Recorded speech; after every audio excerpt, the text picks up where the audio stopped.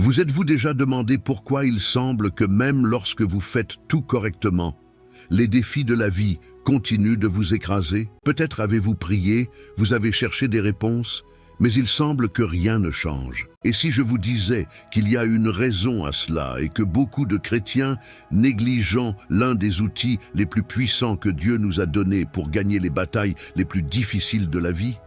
Oui, je parle de l'armure de Dieu. Maintenant, voici ce que personne ne vous dit. La plupart des gens traversent les défis quotidiens spirituellement désarmés, et c'est exactement ce que l'ennemi veut. Peut-être avez-vous entendu parler de l'armure, mais n'avez jamais appris à l'utiliser complètement. Et c'est la raison pour laquelle beaucoup sont confrontés aux mêmes luttes encore et encore, sans être capables de les surmonter. Ce n'est pas que Dieu n'écoute pas vos prières, c'est que vous avez peut-être des difficultés sans les bons outils. Imaginez être protégé par une force invisible qui vous donne la paix au milieu du chaos, la force lorsque le découragement frappe et l'espoir lorsque tout semble perdu. C'est réel, et les versets les plus puissants de la Bible révèlent comment cette armure peut complètement transformer votre vie. Dans cette vidéo, vous découvrirez comment utiliser chaque pièce de cette armure de manière pratique pour relever n'importe quel défi avec une force que vous ne soupçonniez pas. Restez avec moi jusqu'à la fin, car nous plongerons ensemble dans les versets les plus puissants de la Bible. Et à la fin, nous dirons une prière spéciale qui peut être le début d'une nouvelle phase de victoire dans votre vie. Êtes-vous prêt à vous équiper et à gagner? Alors, continuez à regarder, car ce que vous allez découvrir ici pourrait tout changer. Dans un monde en constante évolution, où les vérités semblent aussi éphémères que la dernière mise à jour d'une application, la sagesse biblique se dresse comme un phare inébranlable, nous guidant à travers les tempêtes de la vie. Ésaïe 48 nous rappelle que l'herbe se dessèche et les fleurs tombent, mais la parole de notre Dieu subsiste éternellement.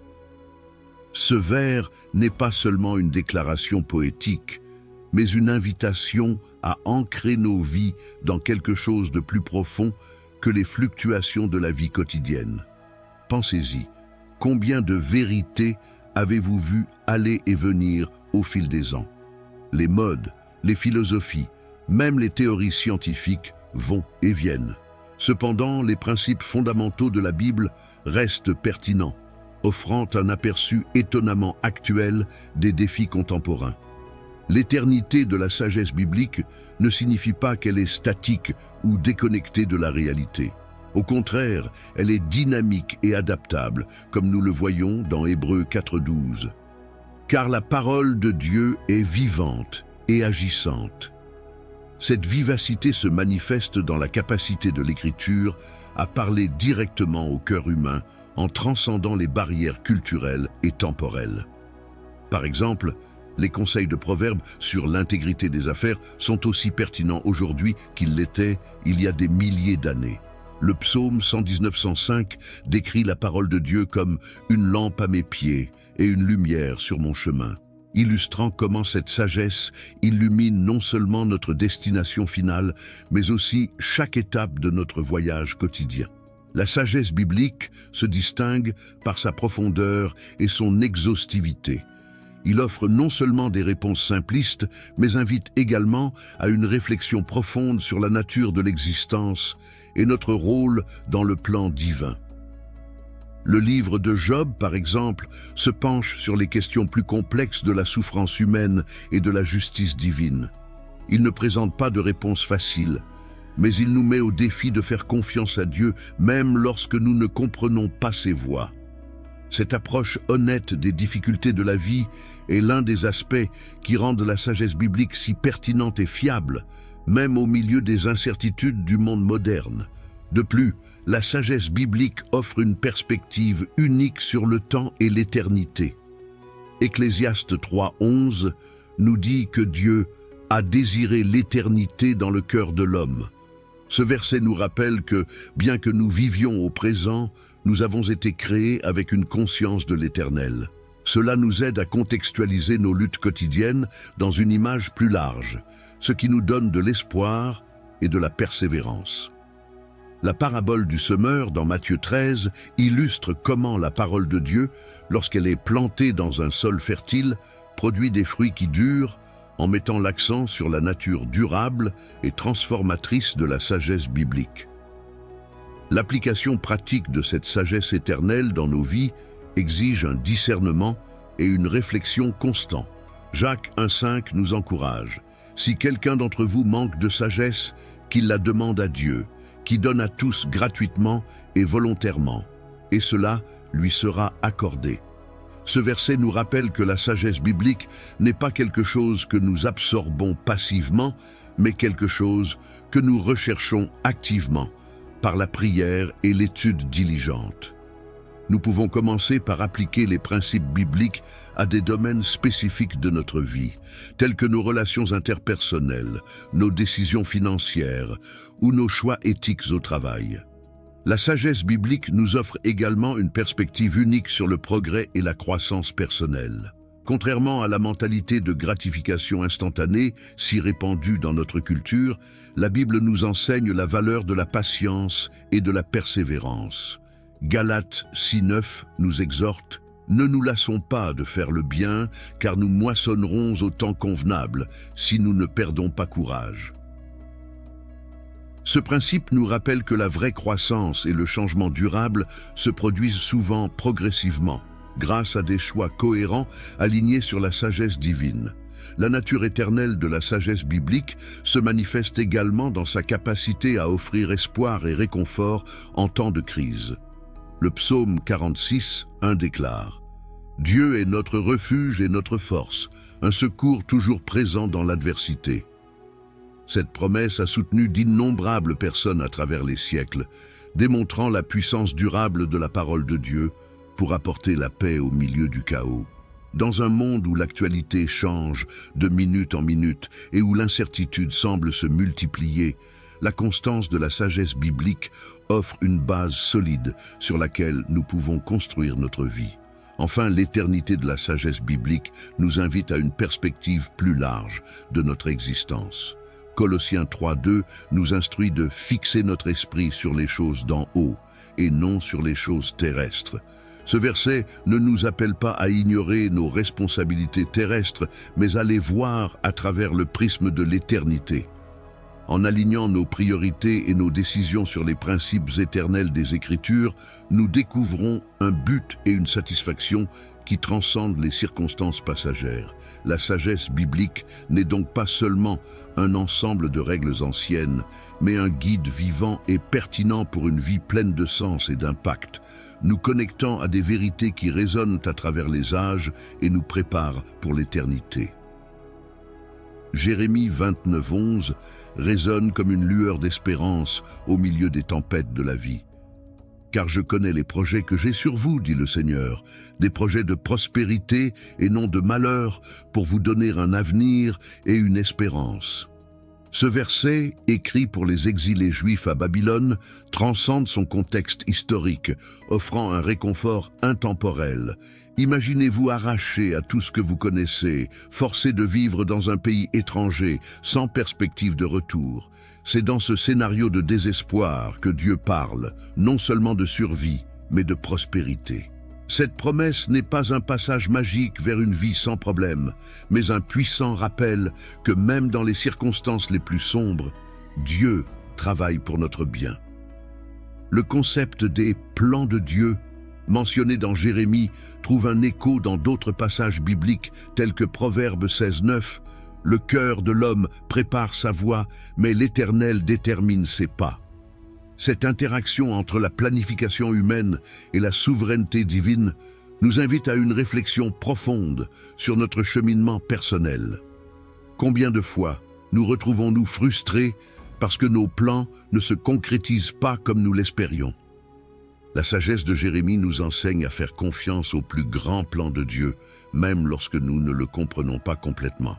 Il ne s'agit pas de passivité, mais d'un partenariat actif avec Dieu, cherchant à discerner sa volonté dans nos décisions quotidiennes.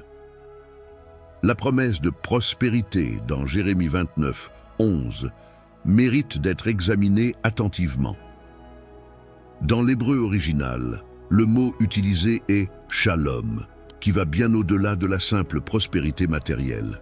Shalom englobe la paix, la plénitude, le bien-être dans toutes les dimensions de la vie. Cela s'aligne avec les paroles de Jésus dans Jean 10:10. « Je suis venu pour qu'ils aient la vie et qu'ils l'aient en abondance ». La prospérité promise par Dieu ne se limite pas aux possessions matérielles, mais englobe une vie riche en buts, des relations saines et la paix intérieure. Dans un monde obsédé par la réussite financière, cette perspective biblique offre un contrepoint précieux, nous invitant à redéfinir ce que signifie vraiment prospérer. L'aspect temporel de la promesse de Jérémie 29:11 est crucial. Dieu parle d'un avenir et d'une espérance, mais pour les exilés, cet avenir semblait lointain et incertain. De même, beaucoup d'entre nous sont confrontés à des situations où l'avenir semble flou. L'apôtre Paul, confronté à ses propres tribulations, a écrit en Romains 8:25 « Mais si nous espérons ce que nous ne voyons pas, nous l'attendons patiemment. » Cette patience n'est pas une attente passive, mais une attente active, fondée sur la confiance dans le caractère de Dieu. Comment cultiver cette espérance patiente dans notre vie quotidienne? Cela peut commencer par de petits actes de foi, en faisant confiance à Dieu dans les décisions quotidiennes, même lorsque nous n'avons pas une vue d'ensemble. La promesse de Jérémie prend une nouvelle dimension lorsque nous considérons le concept de kairos, le temps opportun de Dieu, par opposition à chronos, le temps chronologique. Ecclésiaste 3:11 nous dit que Dieu a fait tout ce qui convenait en son temps. Cela suggère que le plan de Dieu pour nos vies se déroule non seulement dans le quoi, mais aussi dans le quand. Combien de fois sommes-nous frustrés parce que les choses ne se passent pas selon notre emploi du temps? La sagesse réside dans la reconnaissance que Dieu opère selon un calendrier différent du nôtre. Il ne s'agit pas d'une invitation à la passivité, mais d'un appel à aligner notre cœur au rythme divin, en cherchant à discerner les bons moments pour agir et les temps pour attendre. La promesse de Jérémie 29:11 n'existe pas isolément. Cela fait partie d'un dialogue continu entre Dieu et son peuple. Dans les versets suivants, Dieu invite « Tu me chercheras et tu me trouveras quand tu me chercheras de tout ton cœur » Jérémie 29:13. Cette recherche active de Dieu fait écho au psaume 27:8. « Mon cœur dit de toi, cherchez sa face. Ton visage, ô Seigneur, je le chercherai. » Au milieu de nos défis, nous sommes appelés non seulement à attendre passivement l'intervention divine, mais aussi à rechercher activement la présence de Dieu. À quoi cela ressemble-t-il en pratique?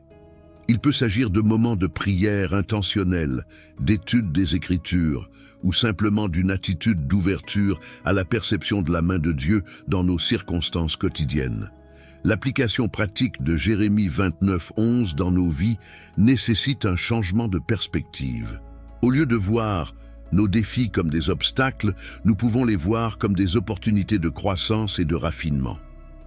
Jacques 1:2-4 nous exhorte. « Considérez comme toute joie toutes les fois que vous éprouvez une épreuve, car vous savez que l'épreuve de votre foi produit de l'endurance. Et la persévérance doit avoir son œuvre complète, afin que vous soyez mûrs et complets, ne manquant de rien. » Cette perspective transforme notre approche des problèmes, en les considérant non pas comme des punitions, mais comme des outils entre les mains d'un Dieu d'amour qui nous façonne pour un but plus grand. Enfin, la promesse de Jérémie 29:11 nous invite à avoir une vision plus large de nos vies. Au milieu des luttes quotidiennes, il est facile de perdre de vue la situation dans son ensemble. Cependant, tout comme les exilés sont finalement retournés à Jérusalem, nos propres voyages ont une destination glorieuse. Paul nous rappelle dans 2 Corinthiens 4:17-18, « Car nos souffrances légères et momentanées produisent pour nous une gloire éternelle qui pèse plus lourd que toutes les autres. C'est ainsi que nous fixons nos yeux, non sur ce que l'on voit, mais sur ce qu'on ne voit pas, car ce qu'on voit est passager, mais ce qu'on ne voit pas est éternel. » Cette perspective éternelle ne diminue pas nos luttes actuelles, mais les place plutôt dans un contexte plus large, nous rappelant que chaque défi est une étape dans notre voyage vers un avenir rempli d'espoir et de dessein divin. Je peux tout par le Christ qui me fortifie. Ces paroles de Paul dans Philippiens 4,13 résonnent comme un cri de guerre pour les croyants du monde entier. Mais que signifie vraiment « je peux tout faire » ? Ce n'est pas une promesse de super-pouvoir ou une vie sans difficulté. Il s'agit plutôt d'une profonde déclaration de confiance en Christ, faite par un homme qui faisait face à des circonstances extrêmement difficiles. Paul, écrivant de prison, ne parlait pas d'une force abstraite, mais d'une réalité vécue. Ce verset nous invite à réexaminer notre compréhension de la force et des capacités en déplaçant l'attention de nos propres capacités vers la force inépuisable du Christ à l'œuvre en nous. La force mentionnée par Paul n'est pas une énergie mystique ou une puissance surnaturelle qui nous permet d'accomplir des exploits extraordinaires à volonté. C'est en fait une capacité divine d'affronter les circonstances de la vie, qu'elles soient bonnes ou mauvaises. Dans 2 Corinthiens 12, 9 à 10, Paul développe ce concept. « Ma grâce vous suffit, car ma puissance s'est rendue parfaite dans la faiblesse. Parce que quand je suis faible, alors je suis fort. » Cette apparente contradiction révèle une vérité profonde. Notre faiblesse humaine devient la scène parfaite pour la manifestation de la puissance de Dieu. Lorsque nous reconnaissons nos limites, nous faisons de la place pour que la force du Christ se manifeste pleinement dans nos vies. Le contexte de Philippiens 4,13 est crucial pour sa compréhension. Dans les versets précédents, Paul parle d'apprendre à vivre dans le contentement dans n'importe quelle situation, que ce soit dans l'abondance ou dans la pénurie. Ce contentement n'est pas une résignation passive, mais une posture active de confiance en Dieu. Le psalmiste exprime un sentiment similaire dans le psaume 23, 1 « L'Éternel est mon berger, je n'en manquerai pas ». Cette confiance inébranlable en Dieu comme pourvoyeur et soutien est le fondement de la force décrite par Paul. Ce n'est pas une force pour conquérir le monde, mais pour affronter le monde avec paix et confiance, sachant que nous sommes entre les mains d'un Dieu souverain et aimant. La déclaration de Paul dans Philippiens 4,13 trouve un écho dans d'autres passages bibliques qui parlent de la force qui vient de Dieu. Ésaïe 40:31 promet « Mais ceux qui s'attendent à l'Éternel renouvelleront leur force. Ils voleront haut comme des aigles, ils courront et ne seront pas épuisés, ils marcheront et ne se lasseront pas. » Cette image poétique du renouveau et de l'endurance illustre magnifiquement le genre de force que Paul décrit. Non pas une explosion momentanée de puissance, mais une capacité soutenue à persévérer, même dans les circonstances les plus difficiles. Comment pouvons-nous cultiver cette attente active du Seigneur dans notre vie quotidienne? La force en Christ n'est pas seulement d'endurer l'adversité, mais aussi de vivre une vie qui honore Dieu dans tous les aspects. Dans Éphésiens 3,16, Paul prie pour que les croyants soient fortifiés avec puissance par son esprit dans l'homme intérieur. Cette force intérieure nous permet non seulement de résister aux tentations et aux difficultés, mais aussi de vivre d'une manière qui reflète le caractère du Christ. Galates 5:22 à 23 énumère les fruits de l'esprit, y compris l'amour, la joie, la paix, la patience, des qualités qui nécessitent une force intérieure significative pour être cultivées et manifestées de manière cohérente dans nos vies. La force décrite par Paul dans Philippiens 4,13 n'est pas quelque chose que nous recevons une fois pour toutes, mais une réalité que nous devons embrasser et vivre quotidiennement. Éphésiens 6:10 nous exhorte « Fortifiez-vous dans le Seigneur et dans sa puissance ». Cette autonomisation est un processus continu et non un événement ponctuel. Cela implique une communion constante avec Dieu par la prière, l'étude des Écritures et l'adoration. Cela implique également une dépendance consciente de Dieu dans tous les domaines de notre vie. Comment pouvons-nous cultiver cette dépendance dans un monde qui valorise tant l'autosuffisance? Peut-être cela commence-t-il par la reconnaissance quotidienne de notre besoin de Dieu et la recherche active de sa présence et de ses conseils dans tous les aspects de notre vie. L'application pratique de Philippiens 4.13 dans nos vies nécessite un changement de mentalité. Plutôt que de nous concentrer sur nos propres limites ou sur les difficultés des circonstances, nous sommes appelés à nous concentrer sur le Christ et ses capacités illimitées. Il ne s'agit pas de nier la réalité des défis auxquels nous sommes confrontés, mais de les aborder avec une perspective différente. Romains 8.37 nous rappelle que dans toutes ces choses, nous sommes plus que vainqueurs par celui qui nous a aimés. Cette identité de plus que vainqueur ne dépend pas de nos circonstances extérieures, mais de notre position dans le Christ. Comment cette vérité peut-elle transformer la façon dont nous faisons face aux défis quotidiens? Enfin, la force en Christ décrite dans Philippiens 4.13 n'est pas seulement pour notre bénéfice personnel, mais pour être des instruments de Dieu dans le monde. Jésus a promis dans Actes 1.8 « Vous recevrez une puissance quand le Saint-Esprit viendra sur vous, et vous serez mes témoins. » Cette force nous permet d'être des témoins efficaces du Christ, non seulement par nos paroles, mais aussi par notre vie. Lorsque nous faisons face à l'adversité avec foi et persévérance, lorsque nous faisons preuve d'amour et de compassion dans des situations difficiles, nous vivons le témoignage que nous pouvons tout par le Christ qui nous fortifie. Ainsi, notre cheminement de foi et de dépendance vis-à-vis du Christ devient un témoignage vivant de la puissance transformatrice de l'Évangile. Proverbes 3, 5 à 6 offre une boussole spirituelle pour naviguer dans les complexités de la vie. Confie-toi en l'Éternel de tout ton cœur et ne t'appuie pas sur ton intelligence. Reconnais-le dans toutes tes voies et il dirigera tes sentiers. Ce conseil apparemment simple résume une profonde sagesse qui remet en question notre tendance naturelle à l'autosuffisance. Dans un monde qui exalte la connaissance et l'indépendance humaine, ces versets nous invitent à une posture radicalement différente, celle de la dépendance totale et de la confiance en Dieu. Mais qu'est-ce que cela signifie vraiment de faire confiance au Seigneur de tout son cœur ? C'est plus qu'un sentiment passager, c'est une décision consciente d'aligner notre volonté sur celle de Dieu, en reconnaissant sa souveraineté dans tous les domaines de notre vie. L'instruction de ne pas se fier à notre propre compréhension n'est pas un appel à l'ignorance ou à la passivité intellectuelle. Il s'agit plutôt d'une humble reconnaissance des limites de notre compréhension. Le psalmiste reflète cette idée dans le psaume 139:6.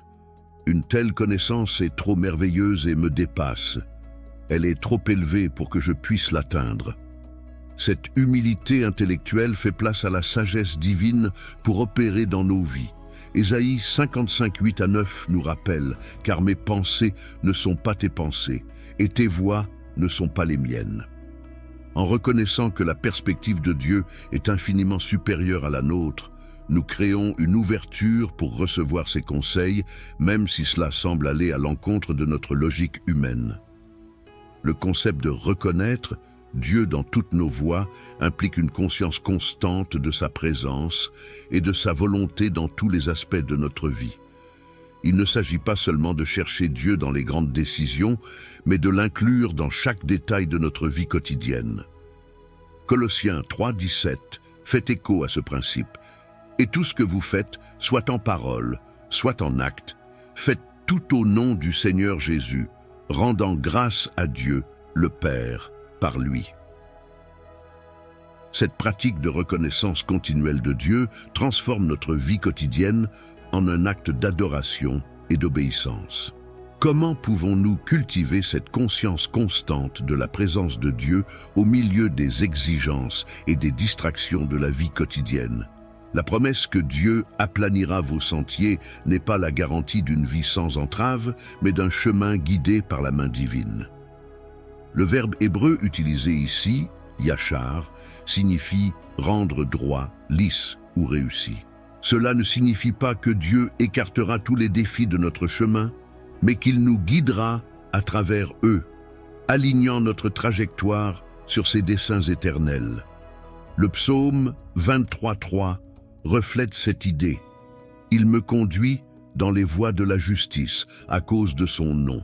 Cette direction divine n'est pas seulement pour notre bénéfice personnel, mais pour la gloire de Dieu et l'accomplissement de ses desseins plus larges. L'application pratique de Proverbes 3, 5 à 6 nécessite un changement de paradigme dans notre prise de décision. Au lieu de nous fier principalement à notre propre sagesse ou à l'opinion des autres, nous sommes appelés à chercher la volonté de Dieu dans la prière et à travers les Écritures. Jacques 1,5 nous encourage. Si quelqu'un d'entre vous manque de sagesse, qu'il la demande à Dieu, qui donne à tous gratuitement et volontairement, et cela lui sera accordé. Cette recherche de la sagesse divine n'est pas une alternative à la diligence humaine, mais un complément à celle-ci. Nous devrions faire notre part en recherchant des informations et des conseils sages, mais en soumettant toujours nos conclusions à la direction finale de Dieu. La confiance en Dieu décrite dans Proverbes 3, 5 à 6 n'est pas une confiance aveugle ou irrationnelle. Il est fondé sur le caractère de Dieu tel qu'il est révélé dans les Écritures et sur nos expériences personnelles avec lui. Romains 8, 28 nous assure que Dieu opère en toutes choses pour le bien de ceux qui l'aiment, qui ont été appelés selon son dessein. Cette confiance nous permet d'affronter les incertitudes et les défis avec une paix qui dépasse l'entendement humain, comme décrit dans Philippiens 4, 7. Comment pouvons-nous cultiver cette profonde confiance en Dieu, surtout dans les moments de doute ou d'adversité? Le principe de la confiance en Dieu et de la recherche de sa direction ne se limite pas à notre vie spirituelle. Elle s'étend à tous les domaines de notre existence. En matière de carrière, de relations, de finances ou de santé, nous sommes appelés à chercher d'abord le royaume de Dieu, comme Jésus l'enseigne dans Matthieu 6, 33. Cherchez d'abord le royaume de Dieu et sa justice, et toutes ces choses vous seront données par-dessus. Cette priorité donnée au royaume de Dieu dans nos décisions et nos actions quotidiennes aligne nos vies sur les desseins éternels de Dieu, apportant une perspective transformatrice à nos circonstances terrestres. Enfin, la direction divine promise dans Proverbes 3, 5 à 6 n'est pas une fin en soi, mais un moyen de vivre une vie qui glorifie Dieu et bénit les autres. En suivant la direction de Dieu, nous devenons des canaux de sa grâce et de son amour dans le monde. Éphésiens 2, 10 nous rappelle que nous sommes la création de Dieu, créés en Jésus-Christ pour faire les bonnes œuvres que Dieu avait préparées d'avance pour que nous les fassions. Ainsi, la confiance en Dieu et la recherche de ses conseils ne sont pas seulement pour notre bénéfice personnel, mais pour accomplir le but plus grand pour lequel nous avons été créés. Être sel et lumière dans un monde qui a désespérément besoin de l'amour et de la vérité de Dieu. Jean 3,16 résonne comme un hymne cosmique d'amour. Car Dieu a tant aimé le monde qu'il a donné son Fils unique, afin que quiconque croit en lui ne périsse point, mais qu'il ait la vie éternelle. Ce verset, souvent appelé l'Évangile en miniature, résume l'essence du message chrétien en une seule phrase puissante. Mais qu'est-ce que cela signifie vraiment que Dieu a tant aimé le monde? Le terme grec utilisé ici pour l'amour est agapé, qui désigne un amour sacrificiel, inconditionnel et actif. Ce n'est pas un amour basé sur des émotions passagères ou sur le mérite de celui qui le reçoit, mais un amour qui découle de la nature même de Dieu. 1 Jean 4,8 nous dit que Dieu est amour, indiquant que l'amour n'est pas seulement quelque chose que Dieu fait, mais qui il est dans son essence. La profondeur de cet amour se manifeste dans l'action de Dieu. Il a donné son Fils unique. Ce don n'était pas une décision prise à la légère, mais l'aboutissement du plan éternel de Dieu pour la rédemption de l'humanité. Romains 5,8 précise « Mais Dieu montre son amour pour nous. Alors que nous étions encore pécheurs, Christ est mort pour nous. » L'amour de Dieu n'attend pas que nous devenions dignes. Il nous dépasse dans notre condition la plus désespérée. Cet acte de don va au-delà de la générosité humaine. C'est un sacrifice suprême qui révèle le cœur du Père. Comment cela change-t-il notre perception de Dieu et de son amour pour nous? L'universalité de cet amour s'exprime dans l'expression « le monde ». L'amour de Dieu ne se limite pas à une nation, une race ou un groupe choisi. Il englobe toute l'humanité, transcendant les barrières culturelles, ethniques et sociales.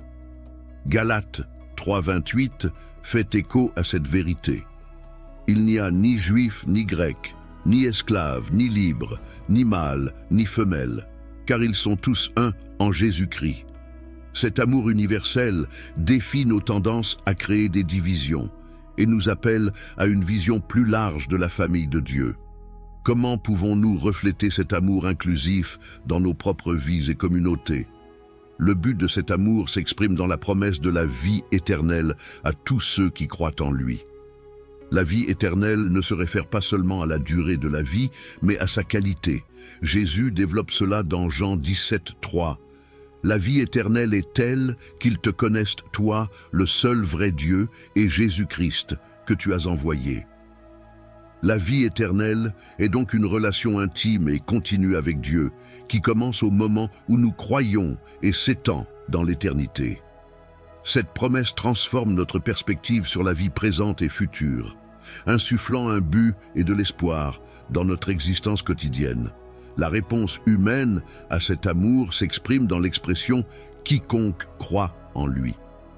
Le mot « croit » dans l'original grec implique plus qu'une simple acceptation intellectuelle. Il dénote la confiance, l'engagement et la livraison. Éphésiens 2, 8-9 précise « Car vous avez été sauvés par la grâce, par le moyen de la foi. Et ce n'est pas de vous-même que c'est un don de Dieu, non par les œuvres, de peur qu'aucun homme ne se glorifie. Cette foi est une réponse à l'amour de Dieu, pas un moyen de le gagner. Comment pouvons-nous cultiver une foi qui répond adéquatement à l'immense amour de Dieu? L'amour inconditionnel de Dieu révélé dans Jean 3,16 a de profondes implications pour notre vie quotidienne. 1 Jean 4,11 nous interpelle « Bien-aimés, puisque Dieu nous a tant aimés, nous devons aussi nous aimer les uns les autres. » L'amour que nous recevons de Dieu doit se répandre à travers nous vers les autres. Cet amour n'est pas une émotion passive, mais un choix actif de rechercher le bien de l'autre, même lorsque c'est difficile ou coûteux. Jésus en est l'exemple dans Jean 13, 34-35. « Je vous donne un commandement nouveau. Aimez-vous les uns les autres. Comme je vous ai aimé, vous devez vous aimer les uns les autres. À ceci, tous reconnaîtront que vous êtes mes disciples si vous vous aimez les uns les autres. » Comprendre l'amour inconditionnel de Dieu transforme également notre vision de nous-mêmes et des autres.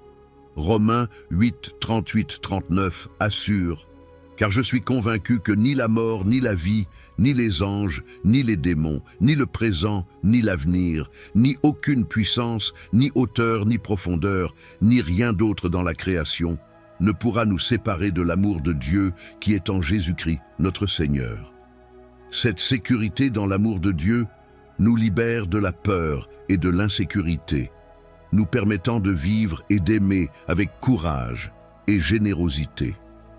Comment cette certitude de l'amour de Dieu peut-elle avoir un impact sur nos relations et sur l'image que nous avons de nous-mêmes? Enfin, l'amour inconditionnel de Dieu révélé dans Jean 3,16 nous appelle à une réponse. Nous ne pouvons pas rester indifférents à un si grand amour. Nous sommes invités à nous immerger dans cet amour en lui permettant de nous transformer de l'intérieur. 2 Corinthiens 5, 14-15 déclare « Car l'amour de Christ nous contraint parce que nous sommes convaincus qu'un seul est mort pour tous. Bientôt, ils sont tous morts. Et il est mort pour tous, afin que ceux qui vivent ne vivent plus pour eux-mêmes, mais pour celui qui est mort pour eux et qui est ressuscité. » Cet amour nous appelle à une vie d'abandon, de gratitude et de service, non pas par obligation, mais comme une réponse naturelle à l'amour incommensurable que nous recevons. Comment pouvons-nous vivre chaque jour comme une expression de gratitude pour l'amour de Dieu? Le Seigneur est mon pasteur, je n'en manquerai pas.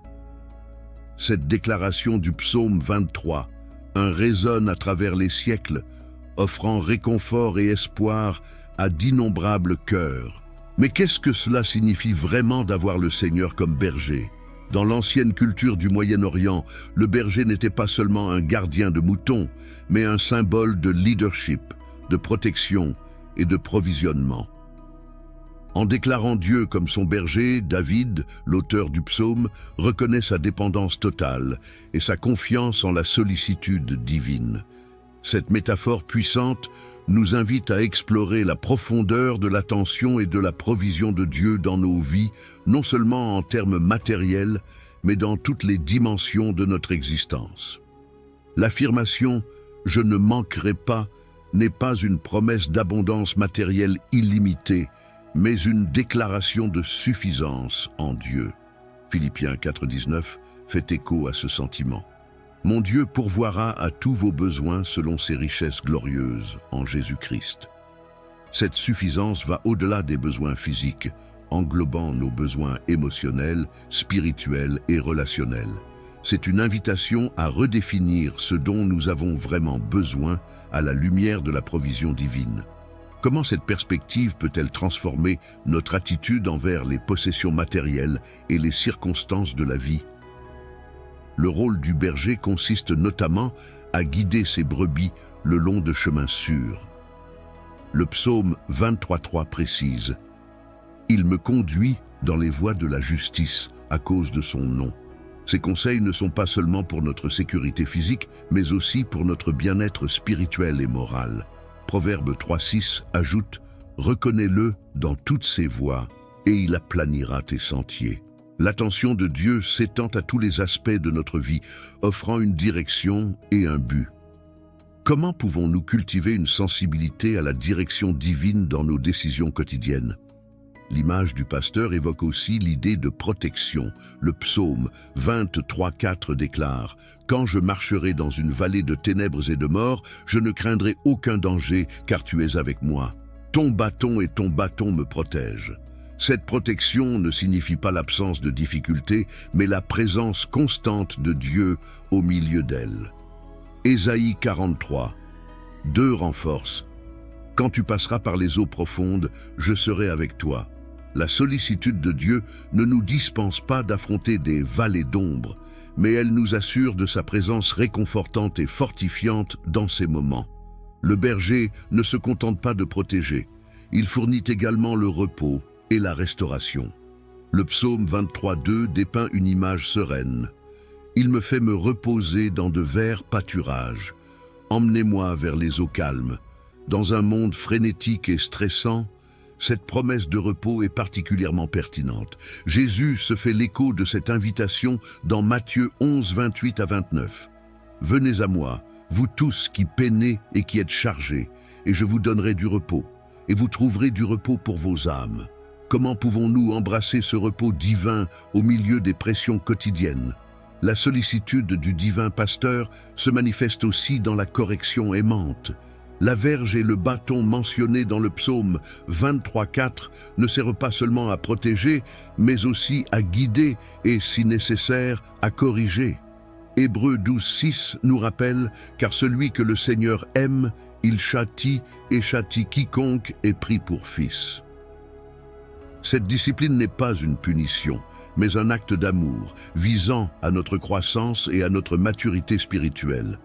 Comment pouvons-nous reconnaître et apprécier même les moments de correction divine comme expression de la sollicitude de Dieu?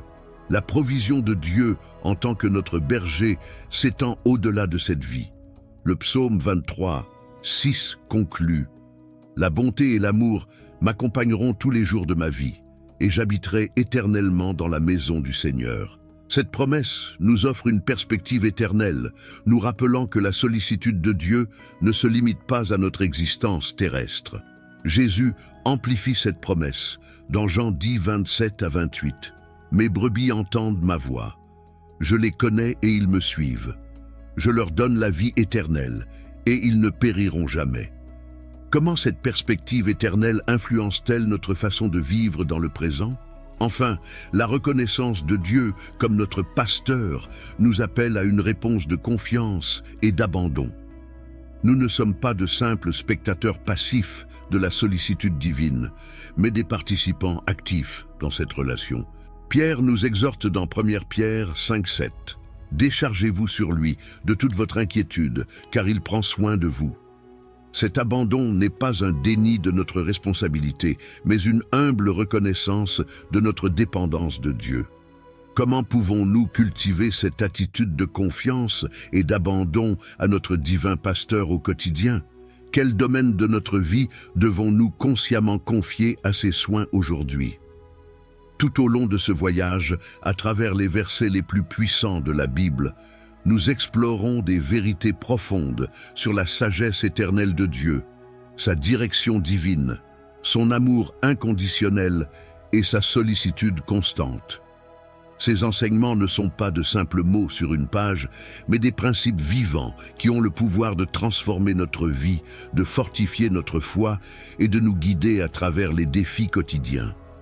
Puissions-nous emporter ces vérités avec nous, en leur permettant de façonner nos actions, nos pensées et nos relations à mesure que nous progressons dans notre voyage spirituel. Maintenant, disons une prière. Père céleste, nous nous approchons de ton trône de grâce avec un cœur ouvert et un esprit assoiffé. Ta parole nous dit que nous pouvons venir devant toi avec confiance, et c'est ce que nous faisons maintenant. Seigneur, nous te remercions pour ta sagesse éternelle qui nous guide à chaque étape de notre voyage.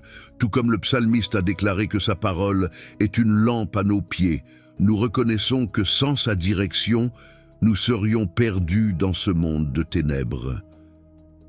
Dieu Tout-Puissant, nous te demandons de répandre ton Esprit Saint sur nous en ce moment. Que sa présence soit si réelle et tangible que nous puissions sentir sa puissance couler dans chaque fibre de notre être.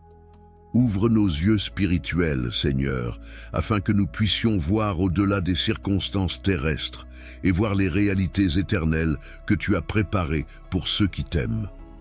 Père aimant, nous nous abandonnons totalement à toi. Nous reconnaissons que sans le Seigneur, nous ne pouvons rien faire.